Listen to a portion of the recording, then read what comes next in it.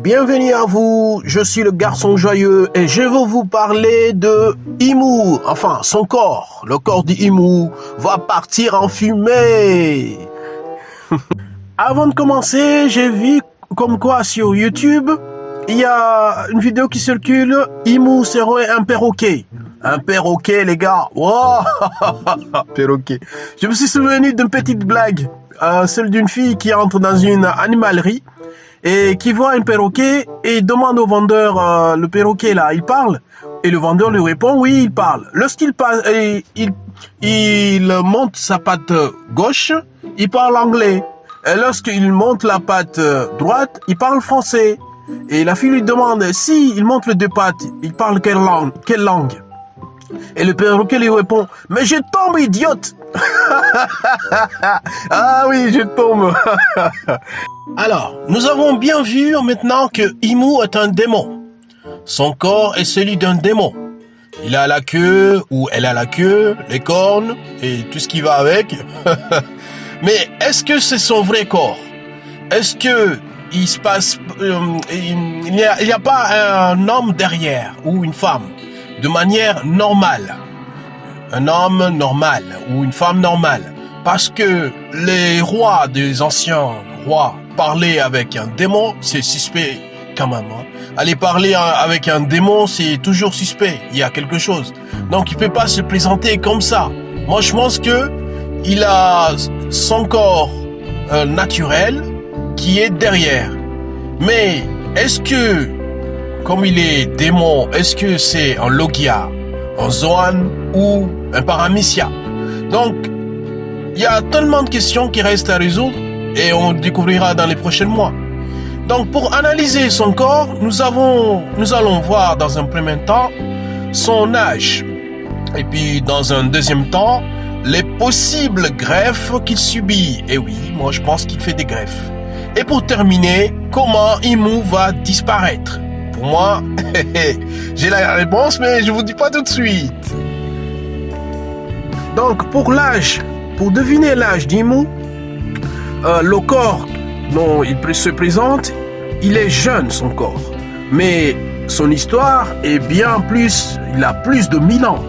Souvenez-nous, dans les Egghead, l'arc Egghead, on disait que il s'est combattu contre Joy Boy il y a plus de 1000 ans. Donc c'est une personne qui a plus de 1000 ans, mais son corps est très jeune.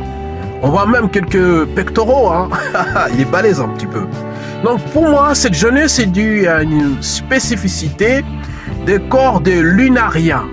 Oui, les lunariens, quand j'ai vu la première fois Imu, j'ai pensé tout de suite aux lunariens. Oui, King. Bon, il est nul à rien, mais c'est lunarien. Donc, il nous présente donc un corps de nul à rien, avec un cheveu blanc, long et bronzé, donc. Mais il manque le feu derrière son dos. Donc, comme King. Donc, son corps peut survivre à n'importe quel environnement naturel. Et on peut supposer aussi, avec le temps, peut-être, il ne vieillit jamais. C'est comme les Saiyans Dragon Balls, où leur corps, avec le temps, il vieillit très lentement avec le temps. Il a peut-être une jeunesse naturelle. Oui, c'est ça, une jeunesse peut-être éternelle, peut-être. Mais bon, nous savons que les lunariens ont été décimés et rendus en esclavage. Et ceux qui ont fait ce massacre, donc, se sont autoproclamés eux-mêmes des dieux. Et oui, parce que Imu dit qu'il est un dieu, mais bon, au final, c'est un démon. Et donc, s'il a récupéré le corps de lunarien pour vivre comme lunarien, il se proclame dieu. Le corps qu'il a donc se présente comme étant jeune. Et que l'histoire de lunarien, il a 1000 ans. Et pour moi, son corps là, il n'est pas normal. Pour moi, il a fait de la chirurgie esthétique pour rester jeune comme il a fait. Oui, donc je soupçonne que Imu fait des greffes de son corps. Je veux dire, il prend le corps des autres et se greffe sur son corps. Et oui, son corps présente énormément de tatouages. Tatouages en forme de circuit imprimé. Une carte mémoire, quoi. Donc, ce circuit imprimé sert de chemin à son omen. Le omen agit comme l'âme de Imu. Donc, les greffes dont bénéficie Imu sont d'origine humaine. Et donc, ça passe par Saturne qui fait des expériences. Et Saturne disait à un moment qu'il voulait faire de Ginny la 8e dame. La 8e dame avec ses expériences assez mystérieuses. Mais moi, j'avais compris comme quoi il veut utiliser Ginny pour faire une greffe sur Imu. Moi, c'est ce que je comprends. Donc, ils utilisent les prisonniers, les esclaves, comme bon leur semble. Et c'est de la chair pour eux et ils donnent ça à Imu. Pour moi, c'est ce que je vois. Donc, petite parenthèse, il y a quelques années, la gestuelle de Imu paraissait très féminine pour moi. Je n'étais pas tout seul, hein. Je voyais une femme avec un long couronne sur la tête. Donc, avec les doigts très fines, légères, silhouette amincie. Et je supposais que c'était une fille. Et je disais que je suis très content aujourd'hui de voir que c'est un garçon parce que j'aurais du mal à ce qu'il se batte contre une fille et qu'il tabasse une fille. J'aime pas trop ça. Moi, je suis trop Sanji, hein. Donc, je suppose que il veut le corps où il veut Vivi vivante parce que je me suis dit qu'il veut le corps de Vivi vivante afin de rentrer dans son corps et vivre éternellement. Donc, le corps des Lunariens ont été pour moi conservé dans le palais de Pangea. Comme il y a tellement de frigos, et nous avons vu dans l'un de ces frigos le chapeau de paille là, dans la glace. Et donc, le chapeau là, c'est toujours une interrogation. Est-ce bien le chapeau de Joy Boy? Ou c'est peut-être le chapeau de Dozan qu'on a entendu. Donc moi je suppose qu'il y a des milliers de corps de Lunariens qui ont été conservés exprès pour garder ça pour Imu bien au chaud. Et dans One Piece, quand on parle de greffe, on pense tout de suite à Dr. Hogback. Eh oui, et son maître, Gekko Moria, il s'est énormément fait de greffes. C'est spectaculaire. Il change tout le temps. Je vous conseille de voir dans les tomes, il y a Gekko Moria quand il était enfant. Oda le dessine très bien. Et sa morphologie jusqu'à aujourd'hui, il a énormément changé. Il a fait plein de greffes dans son corps. C'est incroyable. Donc, le fait d'utiliser les ombres comme il fait Gekko Moria, pour moi, ça ressemble exactement à Imu quand il prend les Omen et que utilise les gens comme marionnettes. Donc, c'est peut-être pour cela que Moria, on voudrait le faire supprimer par le Gorosei. Parce que les ombres auxquelles Moria prend, c'est, comme je disais, c'est la même chose que Imu fait. Et donc, ces suspects, ils ont peut-être le même semblable, le pouvoir semblable. Donc, Imu ne veut pas de concurrence. Donc, c'est peut-être pour cela que Gekko Moria, on voudrait le faire disparaître. Mais, pour moi, Imu, avec tous ces greffes qu'il fait là, il va disparaître. Pour moi, c'est pas possible. Et donc, dans cette dernière partie, comment Imu va disparaître? Eh bien, Summers a dit à Killingham que le corps de son seigneur ne peut pas être exposé à l'extérieur. Eh oui, est-ce que Imu c'est un vampire? Eh oui, les vampires qui ne sortent pas le jour, car ils ont peur du soleil, car ils partent en fumée, hein. Eh oui, les vampires. Mais c'est aussi étrange, c'est pareil que ce que je disais avec Gekko Moria, les ombres des damnés, les gens damnés qui ont perdu leurs ombres, ils vont brûler au soleil. Ici, à Elbaf, dans l'arc Elbaf, là, on n'a pas vu le soleil à Elbaf. Enfin, on l'a vu vers le bas, mais pas au royaume du soleil, il y a toujours le nuage, il y a toujours la neige qui tombe et ça couvre le soleil et Imu est bien protégé. Mais imaginons un peu si Luffy, avec son corps d'Apollon, avec son chariot en tant qu'Apollon, dieu de la dieu guerre de la dieu grec de la guerre, dieu du soleil, il montre un peu ses pectoraux et peut-être il y a de la chance qui part en fumée. Donc, avant de découvrir le visage de Imu, on voyait que son fort Shadowing là, pour moi, il n'existe pas ce fort Shadowing.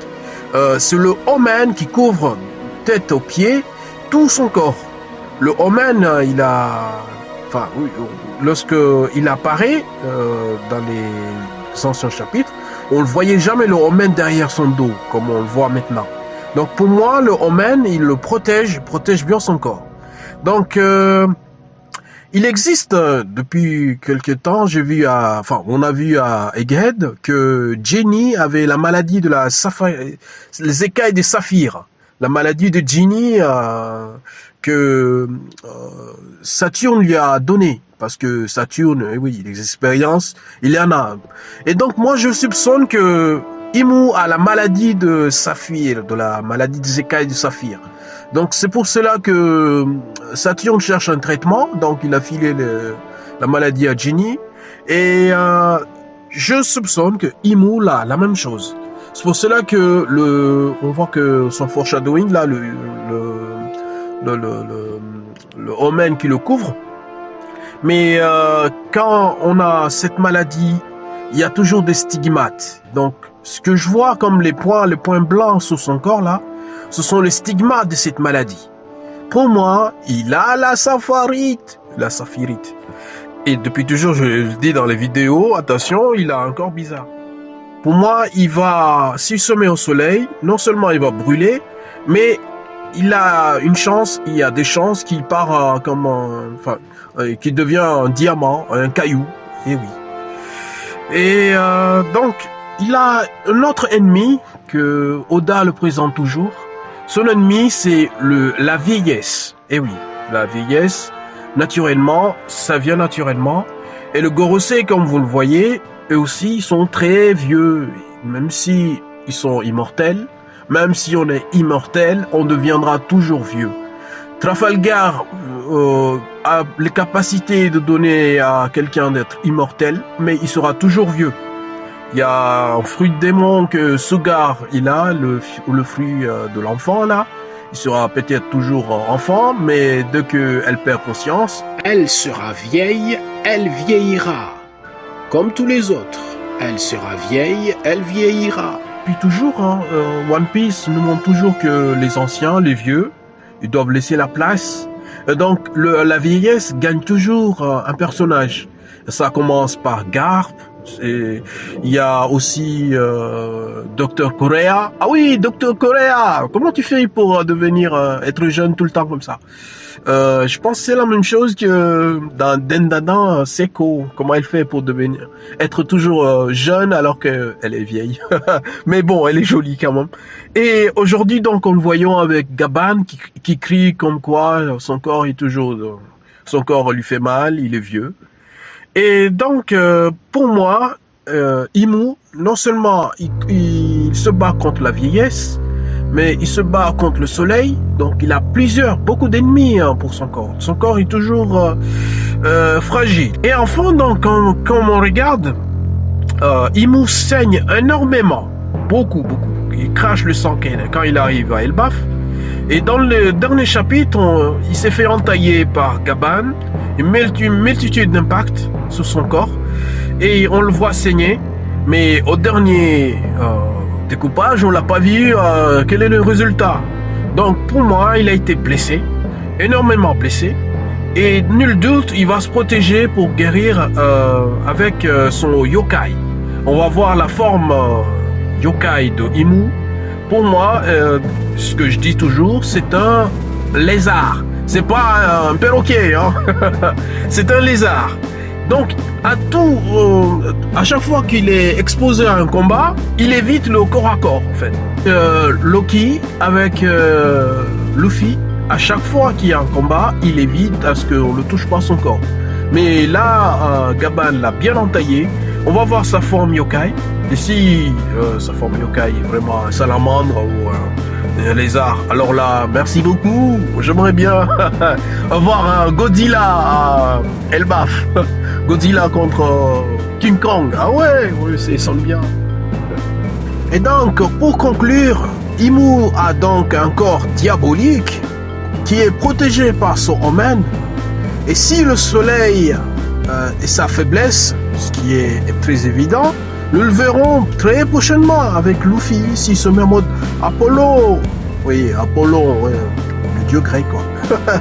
Non, avec un pouvoir farfelu de Nika. Certains, le Mokorvo dit que c'est Dark Nika. Pour moi, c'est pas du Dark Nika parce que le soleil ne peut pas être noir pour moi. Le soleil est blanc, bien jaune, bien... il fait chaud là actuellement. Donc Imu se consumera comme tel un vampire sous le soleil, ou peut-être devenir un diamant avec la saphirite. Donc on peut comprendre donc l'inquiétude qui régnait au palais lorsque Imu quittait le palais, et que le Gorosei avait été très inquiet quand il quittait son palais. Donc Imu a un temps très limité puisqu'il se bat contre la vieillesse, contre le soleil, contre les maladies, mais aussi contre Luffy. Eh oui, Nika, c'est pas Joy Boy, non, c'est Luffy qui va nous casser du Imu. Et merci à vous de m'avoir suivi, et abonnez-vous. Merci à vous, bonne journée et bonnes vacances.